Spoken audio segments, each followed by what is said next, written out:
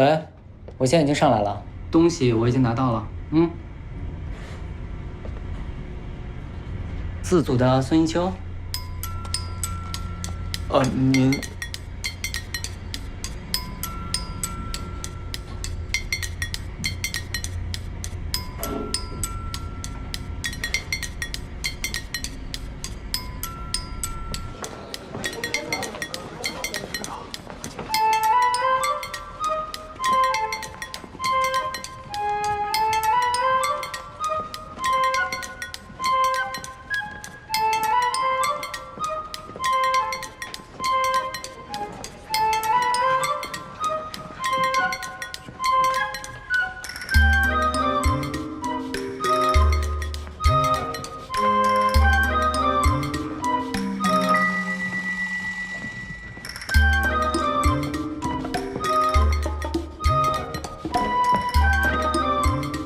三位好啊，我已经听说过了，你们这么做很有勇气。我们公司绝不姑息这种人。我这次来呢，就是代表公司，代表我自己来感谢你们。不破不立，你们给大家做了榜样。哎，对了，我还给你们带的奖励。谢谢。哎呦，其实啊，我不太想送红包的，太俗了。但是一时之间我又想不到别的，大家就将就将就。吴总，你当这副总几年了5年了。5年了，那早就该升你职了，怎么拖这么久啊 Chris， 曲总来了。哎呦，怎么一声招呼也不打您就来了？太突然了。我就是顺道过来看看吴总他们自组，这么点小事儿怎么能打扰您呢？那红包是我自己的私房钱，不是公司给的。怎么回事啊？公司也可以发奖励吗？小孙，听说你这次功劳很大。没有没有。一定要跟吴总好好干，会学到很多东西的。哎，好了，走了，加油啊！这样，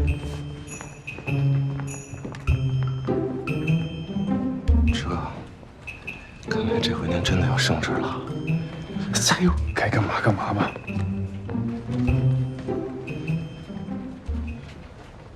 行了，该干嘛干嘛。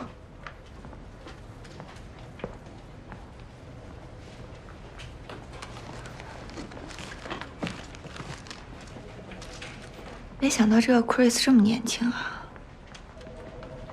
啊！我也是第一次见到。听说他爸是金晨的创始人，从英国读完研回来之后，就是合伙人了。怪不得连曲总都对他那么客气。含金汤匙出身的人呗。你看人的角度总是很有意思啊。那孙一秋呢？他被含着金汤匙的人夸赞，那算不算是镀了层金啊？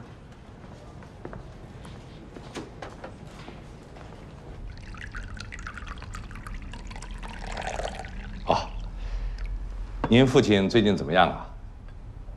还那样。你又不是不了解他，人生最大的梦想就是提前退休，现在梦想实现了，天天乐呵着呢。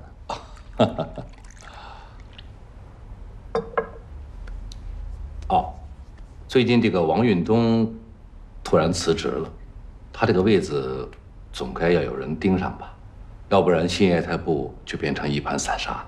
曲叔叔说的对，我也正想着这个问题呢。来，请喝茶。谢谢，我不爱喝茶。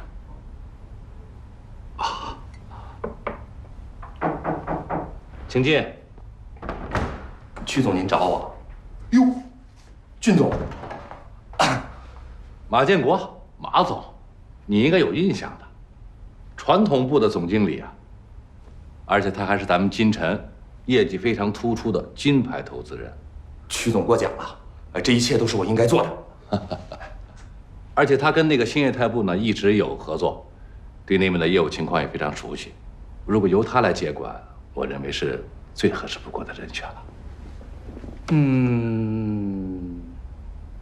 是比较合适啊。但不是最合适吧？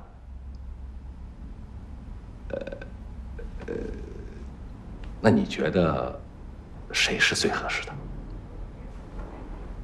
曲叔，这个人啊，我本来想给你个惊喜的，但是现在告诉你就没意思了嘛。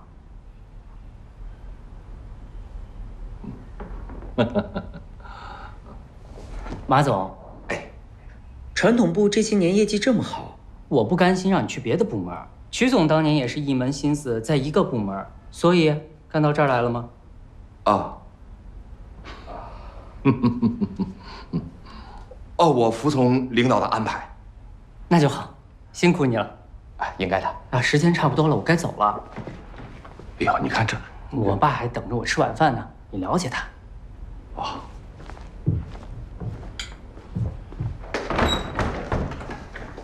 哦，对了，曲叔，你最近还玩不玩那个皮划艇？啊，偶尔玩玩。啊，我爸让我给你捎句话，上岁数了，这剧烈运动多注意身体。啊，不用送了。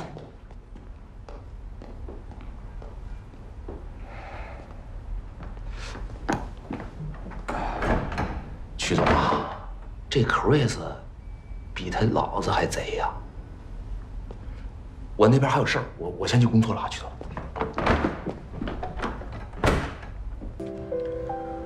喂，喂，哎，志哥，咱们组要来新人了，你知道是谁吗？你猜！哎，猜个屁！你快说。哎，丁立波，丁子。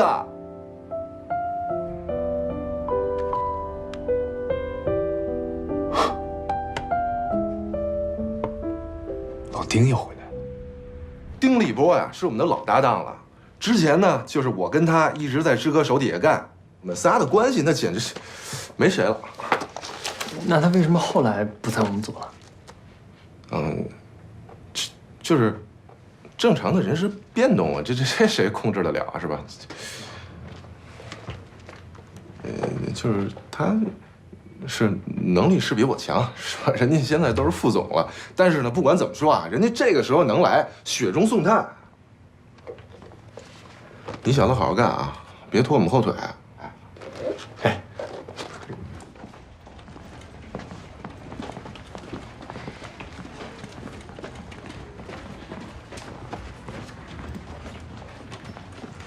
钉子，这么快你就来了？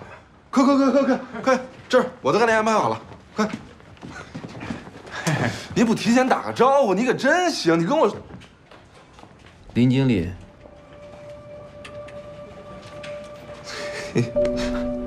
老吴，哎，丁子，你能来真是太好了。给你介绍一下，来，我们家新人孙艺秋。啊，丁总好。你就是孙艺秋啊？我听说过你，我叫丁立波。啊，林经理跟我介绍过您。吴总，哎，我今天过来，把东西先放这儿，明天过来上班。好，行。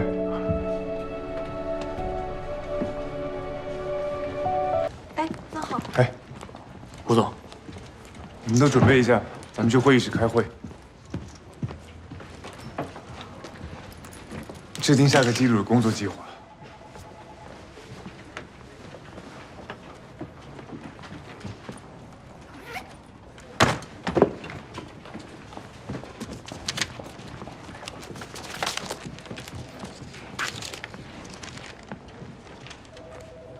你是第一次参加吧？啊，好好干。除了制定出新一季度的工作计划，除了开会讨论新项目的方向之外，我们还需要把之前的项目全都翻出来，看看有没有更好的解决方案。然而，这个工作似乎并没有什么进展。自从陆思秋事件后，四组就像掉入了一个百慕大的船只一样，被所有的项目屏蔽掉了合作的信号。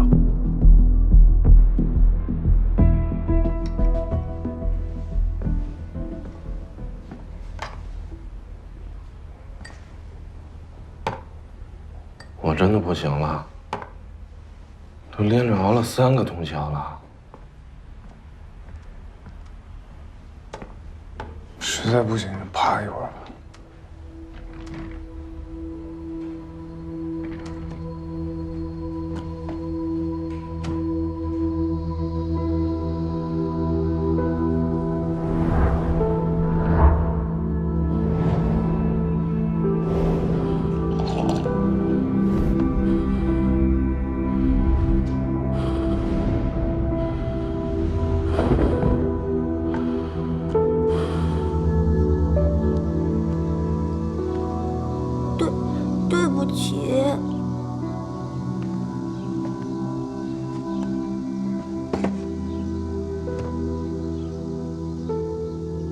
秋啊，你知道为什么你的棋艺总是提高不了吗？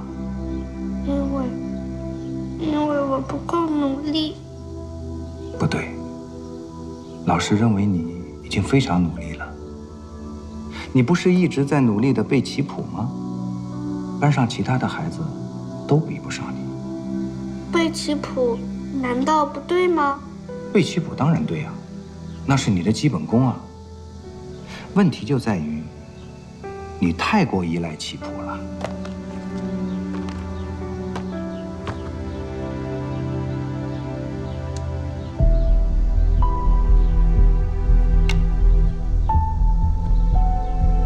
记住，如果不打破陈规，你就无法成为一个真正的高手。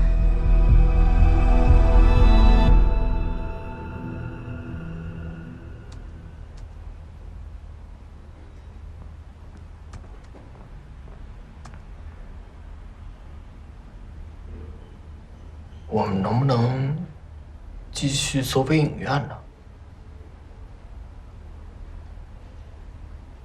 说什么？我说，微影院。你脑子坏了吗？你睡迷糊了吧？那个项目已经凉了。小孙，微影院这个项目做是不可能做的了。这么大一个污点，咱们这个圈子里面没有人不知道。所以呢？所以什么呀？所以，公司各个部门都对这个项目嗤之以鼻。你还做什么呀？做？可是这个项目它可是什么呀？可是，你要是没睡醒，你回家接着睡吧。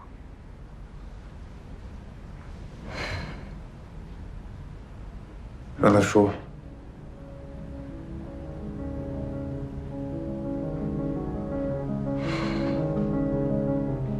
微影院出问题的，只是其中一个投资人和试图低价收购的公司，并不是项目本身还有创始人吧？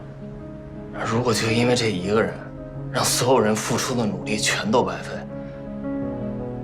这是不是太不公平了呀？你说的这些都没错，可这只是你的同情心，同情心是没有办法变现的。我们一直在说这个项目不能做的原因，可从来都不是从这个项目本身的角度出发的吧？这个项目除了收购过程中投资人受贿的这一个污点之外，微影院本身它有问题吗？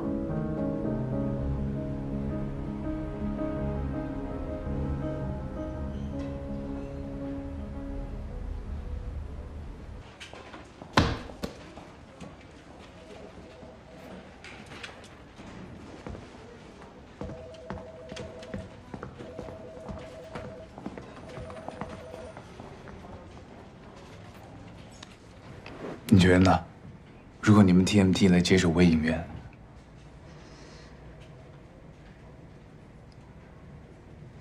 我恐怕不能这么做。再考虑一下嘛。这项目真的是个好项目。这是4组的项目，做也应该由4组自己做下去。我怎么做？怎么连你也开始糊弄我了？我不知道别人怎么想，但我只知道，这个案子是你们4组的，任何人没有插手的理由。老吴，我到底是不是在糊弄你？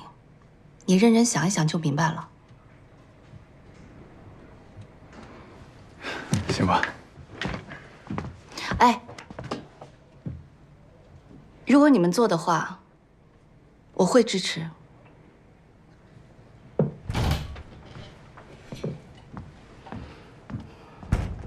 你的意思是说让我接手这个收购案？现在只是找下家的问题，哪怕继续跟陈美合作也不是不可能，只是以4组的名义不太方便。但从项目利润的角度，应该比你手上项目都大吧？啊，你的意思是说让你的好兄弟我替你去擦屁股，对吧？周庆宇啊，你大概就只能到这儿了啊，喂到你嘴边一块肉你都不吃？那不是我不吃啊，你也不能吃啊！你以为这是你们4组的雷啊？这是全公司的雷！你知道金晨因为这事儿丢多大脸呀？啊！老吴啊，你能不能长点心呀？啊！这全公司是不是就你脑袋最大？你什么雷都敢顶啊？你这别人说咱们是投资人，那说白了，咱不就是打工的吗？你能不能别老干那冒险的事儿？你就算干那冒险事，他也用不着你打头阵呐！啊，吴总监，你叫我什么？不是吧，大哥，你不会忘了吧？你现在已经升职了，站得高才能看得远。当领导什么最重要啊？就是格局。记住了，格局。给我滚！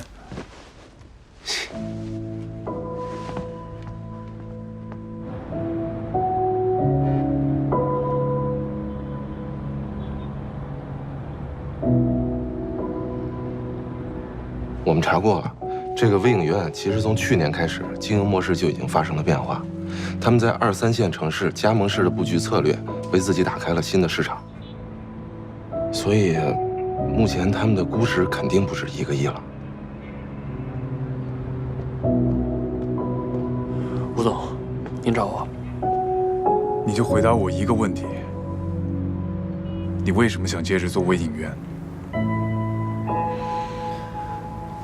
别扯什么创始人，也别提什么利润，这都跟你没关系。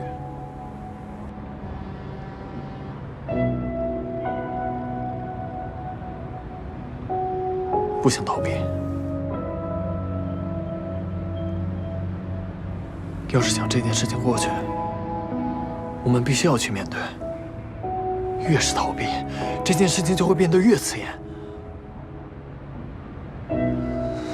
4组的尊严，只能靠我们自己找回来。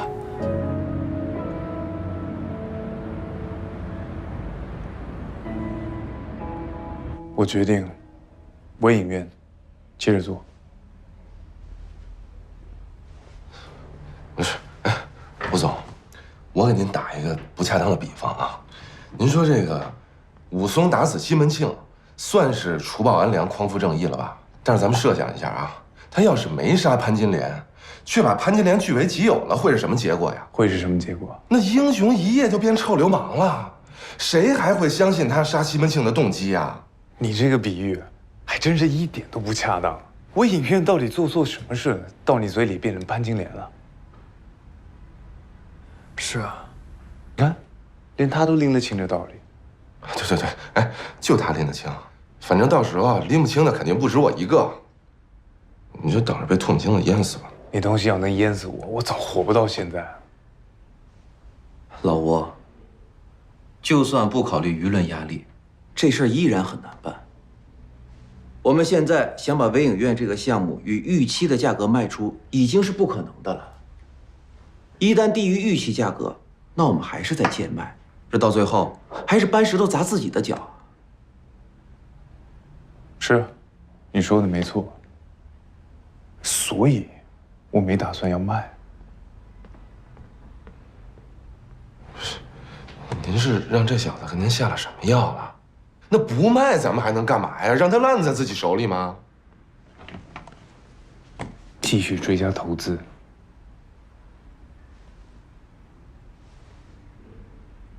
你自己也说了啊，从去年开始，微影院变更了经营模式，打开了2、3线城市的市场。按照当时的计算，这个项目的估值至少3个亿。既然如此，我们为什么要卖呢？我们更应该乘胜追击，继续扩大规模，直到它成功 IPO。疯了！这回吴总是纯疯了。丁子，你觉得呢？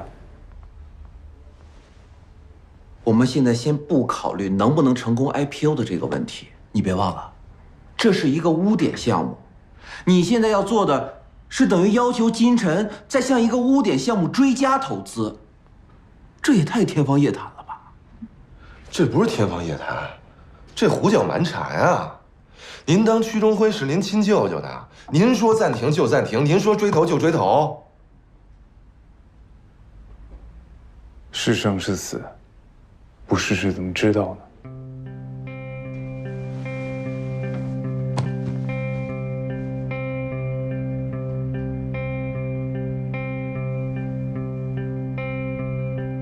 孙一秋，你就玩吧，四组早晚让你玩没了算。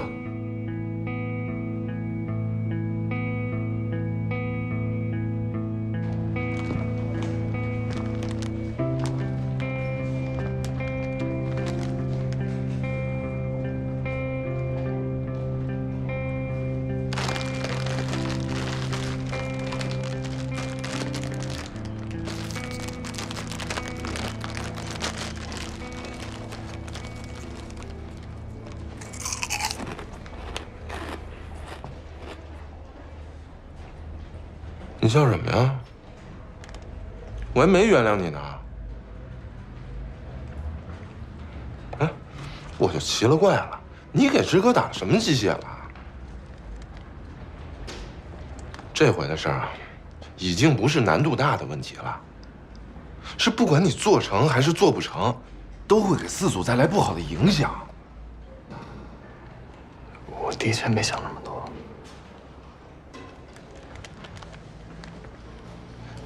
既然现在直哥已经决定做了，不管我心里到底是怎么想的，我全力配合。但是我就想提醒你，下回别这么鲁莽了。你有了什么想法，可以先跟我沟通一下，再去跟他说呀。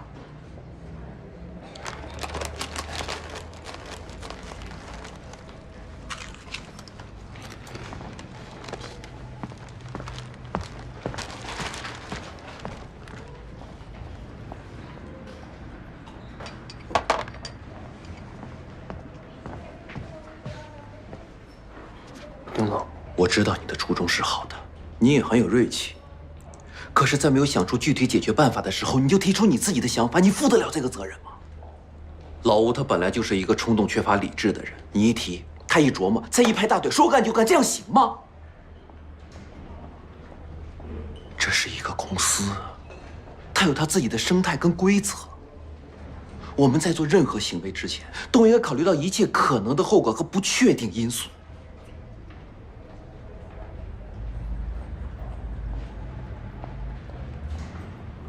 对不起，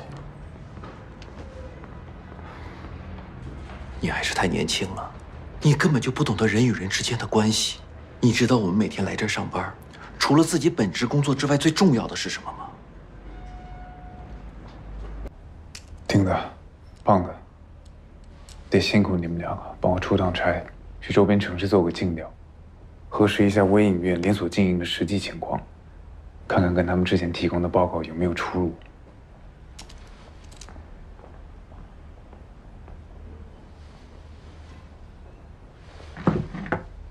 这个星期很重要，是决定能不能让公司追加投资的关键。你们两个务必帮我拿到第一手的材料。行，那我们明天就去。是你接我，还是我去接你啊？都一样，你到时候看吧。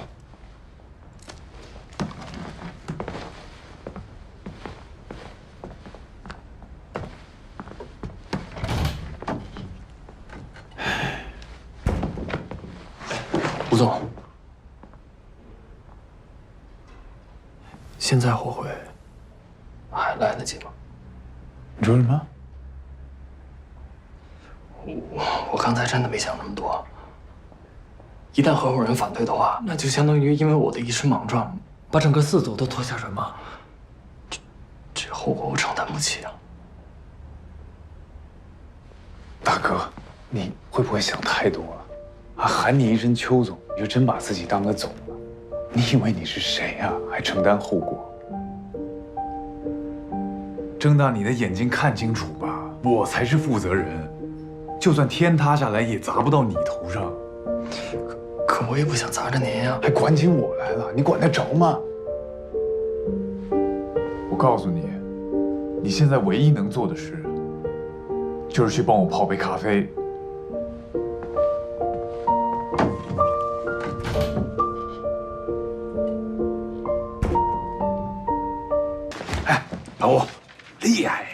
风作案，了不起啊！你还挺操心啊。之前问你不是不感兴趣吗？哎，我还真不感兴趣，不过有人感兴趣啊。你猜猜是谁？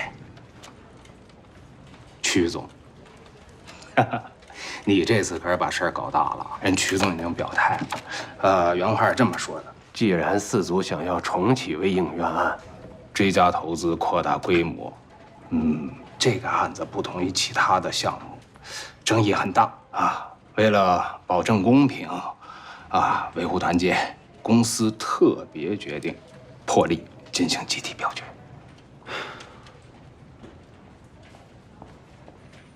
什么时候？下周，大型投决会，中层以上全部出席。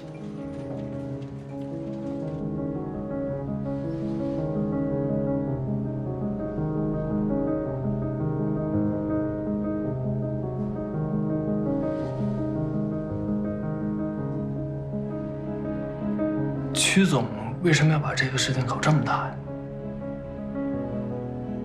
只要是公司集体做出的决定，不管结果是什么，他都不用承担任何责任。那他自己对这个项目究竟是什么想法？他对这项目的想法不重要，重要的是提出要接着做这案子的是我们四组。是我们，可他想干什么呀？陆思秋引发了这个丑闻，严重的影响到了合伙人对他的信任。如果项目能够通过，他就可以挽回自己的颜面；如果项目不通过，或是我们选择退出，整件事情可以嫁接到我们四组头上，他更可以全身而退。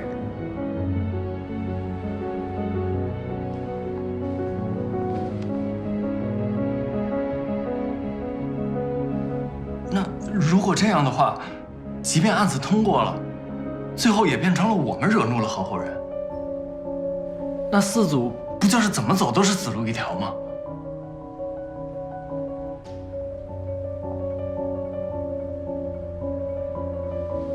也未必。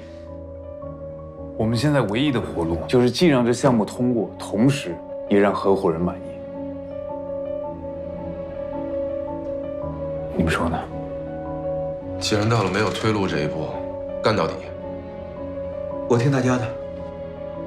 可我认为，你认为什么不重要？我们必须做出一个能够说服所有人的完美方案。到时候我来负责阐述，丁子文笔好，你来写演讲稿，胖子做 PPT， 邱总，反正你也没什么用，你去帮于总接孩子吧，顺便请于总帮我们搜集一下资料。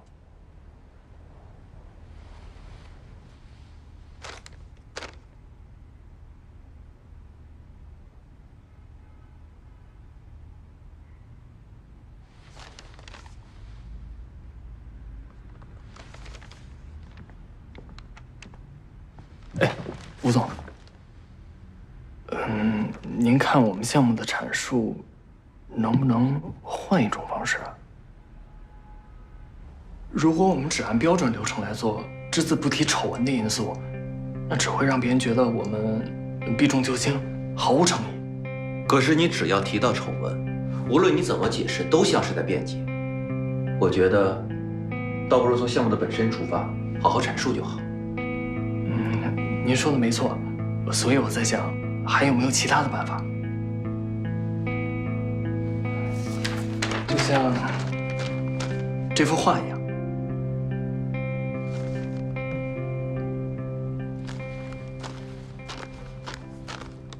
换个角度来看，效果也许是完全不一样的。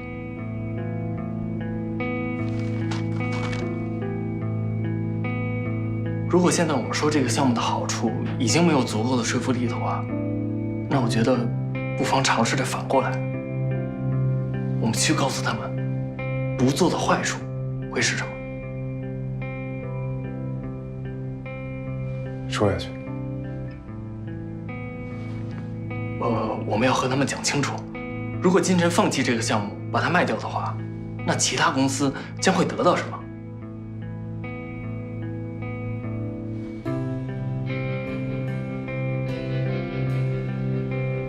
觉得这个思路不错。可是这样不符合规范呀，而且没有先例。再说了，我们现在也没有那么多时间了。如果把所有的方案都推翻，那我们也太得不偿失了。我知道，你们俩制作这方案连续熬夜，付出了很多，但我们现在需要的是一鸣惊人。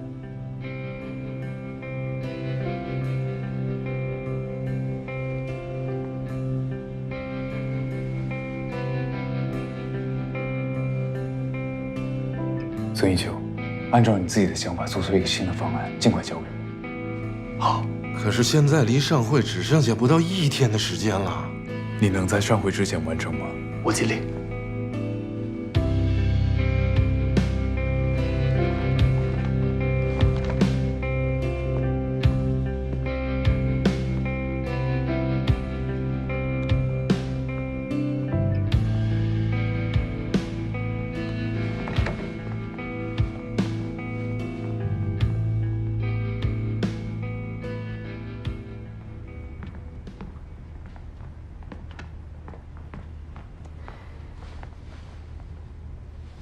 丁子，丁总，消消气儿，啊，别真生气啊！我已经忍很久了，你难道现在还看不出来吗？老吴他现在已经完全丧失了理智了，他这一天天被一个刚入行的小牵着鼻子在走。胖子，我跟你说，我劝你将来有机会的话，赶紧离开四组，跟着这样的人，不可能有任何前途。曲总，曲总，说什么呢？发这么大的火呀？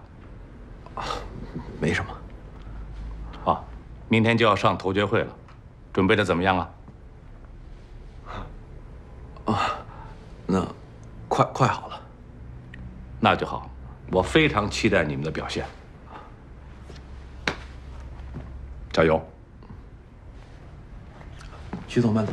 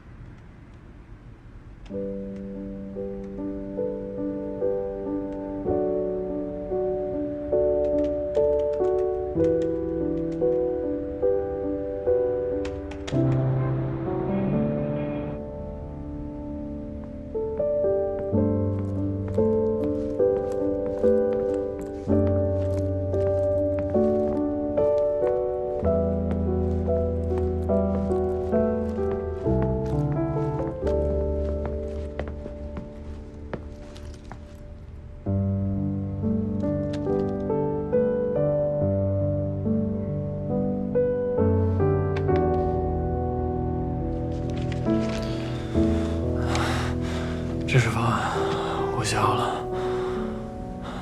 这次要是失败了的话，恨你一辈子啊！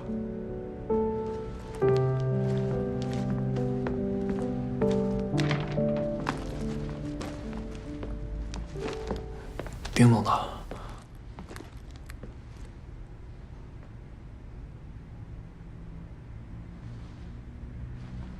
小孙，还有10分钟就开始彩排了，赶紧去洗漱一下，换身衣服。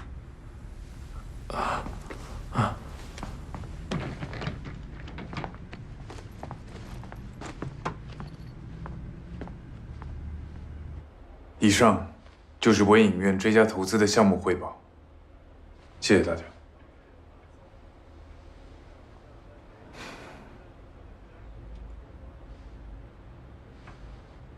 怎么样？反其道而行之，非常棒，完全超出了我的预期。不过，这只是我个人的感受。你们这种不合常规的阐述方式是否能被公司其他人接受，我就不知道了。那就赌赌看吧。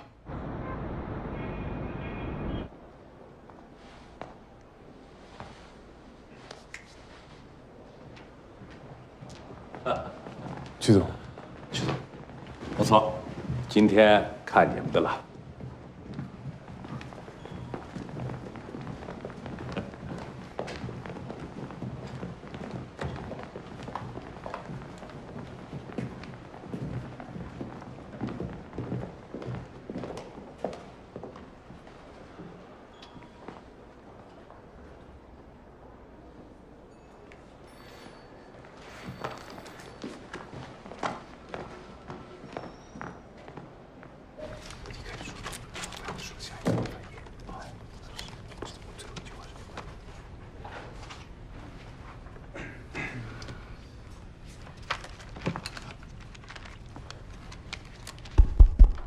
test。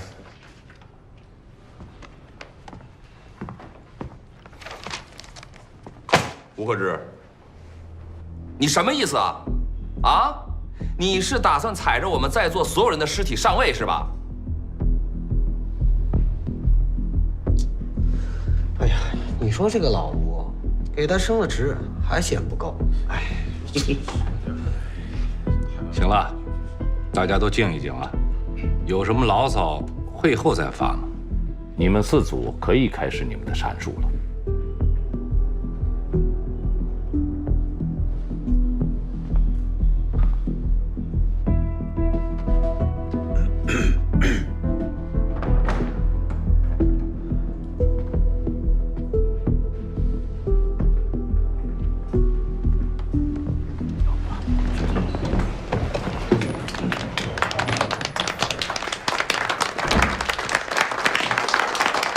我就想一个人安安静静在后面看一看，不算打扰吧？当然不算了。来来来，请坐。都坐吧，都坐。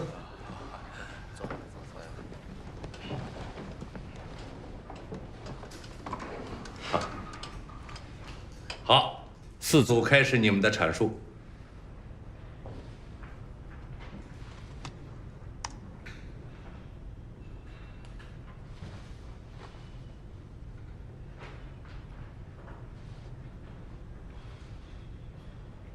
这是近5年来，各个部门因为种种原因被公司否决掉的项目，总计有38个。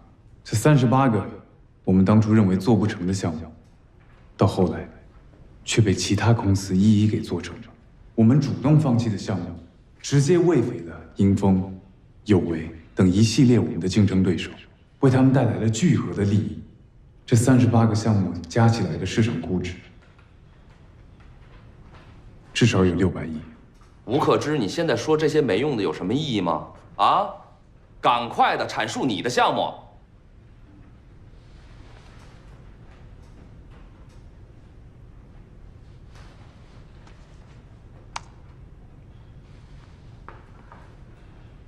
这张图表显示的是自公司成立以来，因为丑闻而被终止了的3个项目。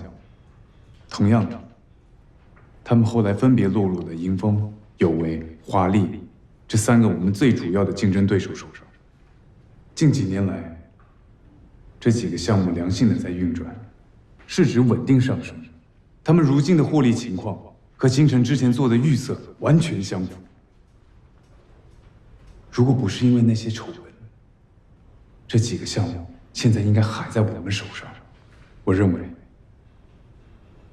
对一个投资人来说，如果因为任何人为的因素而去放弃一个项目，那是不可饶恕的过失。如果仅仅因为这么点丑闻而去放弃一个优质的项目，放弃为公司带来利益的话，那我们还能称自己为投资人吗？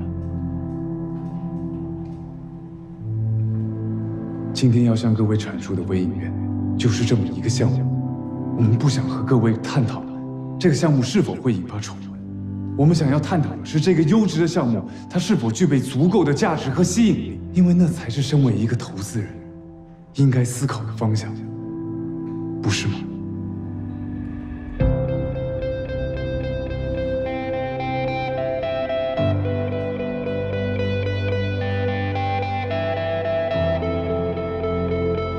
很抱歉耽误了大家的时间，接下来我会正式开始微影院的项目阐述。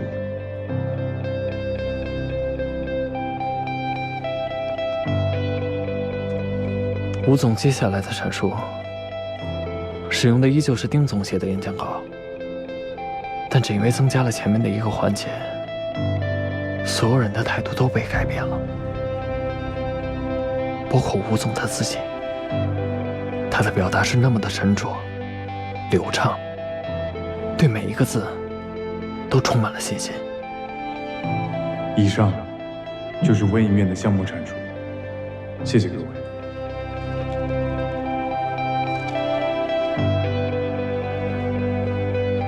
您先请。四组的阐述非常精彩，我个人完全赞同这个项目，没有任何意见。另外呢，我还想多说一句话，我很欣赏你们的勇气。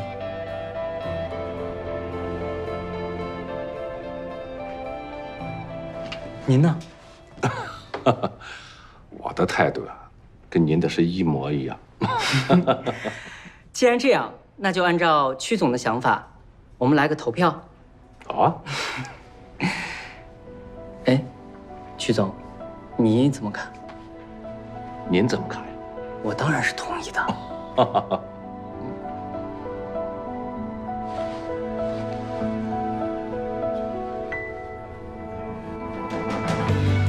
既然大家都这么支持你，那就恭喜你了，吴总。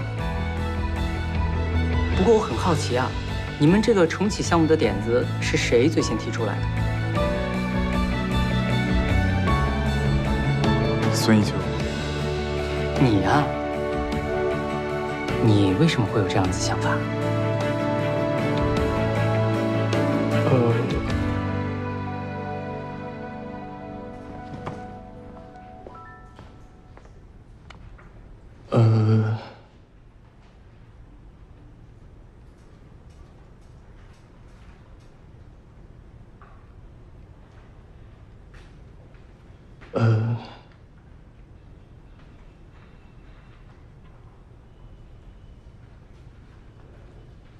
因为我们是投资人。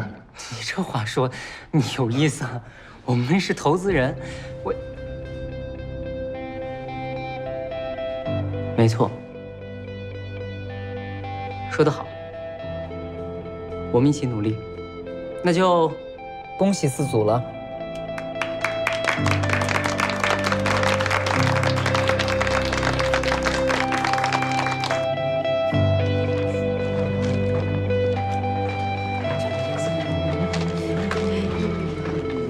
我就说吧，这次肯定能行。说什么来着？师哥，这回可得你请客了啊！这回说的好像你请过客似的。我怎么没有？我上次上次怎么样？请我们吃过期的饼干，那算吗？丁子，这次多亏你了。这没什么，这都是我应该做的。倒是我应该好好谢谢你。你谢我什么？准确的说，应该谢谢你们大家。我已经很久很久没有像今天这么开心过。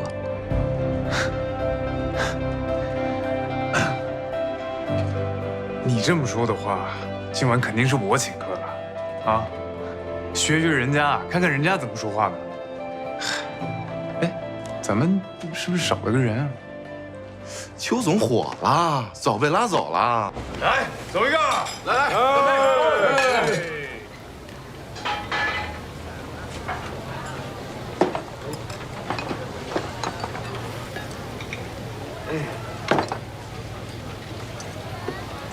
痛快，好久没这么痛快过了。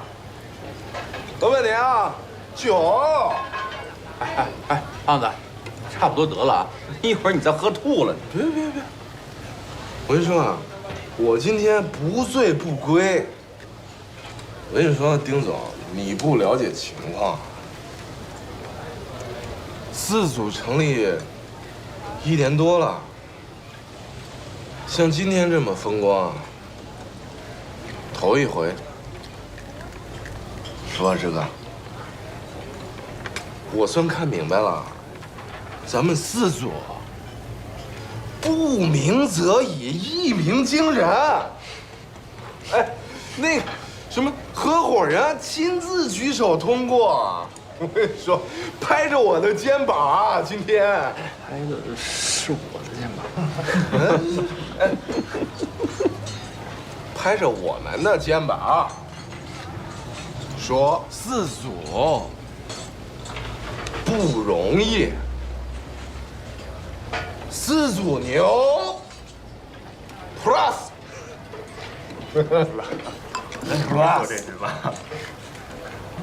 嗯，这什么待遇啊？自从我进公司起啊，闻所未闻，骇人听闻，什么马总啊，什么曲总啊，那董事长拍过他们吗？所以说啊，从明天开始啊，公司啊上下左右的 ABCD 的，我看谁还敢看不起咱们四组？干杯！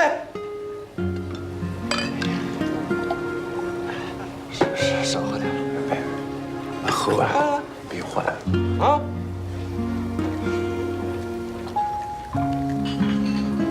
老吴，哎，我敬你。敬什么？快点。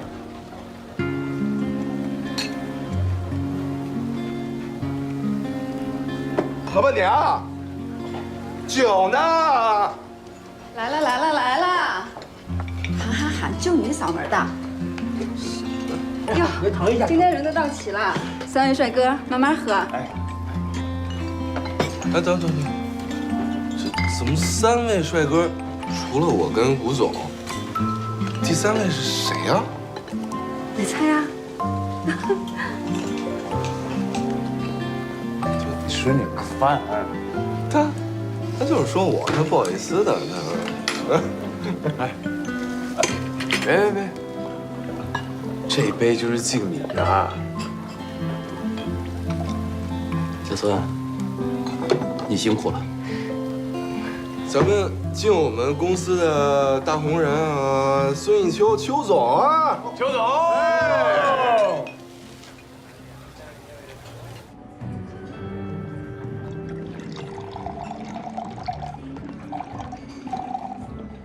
先生，您的抹茶威力比清酒，请慢用。谢谢。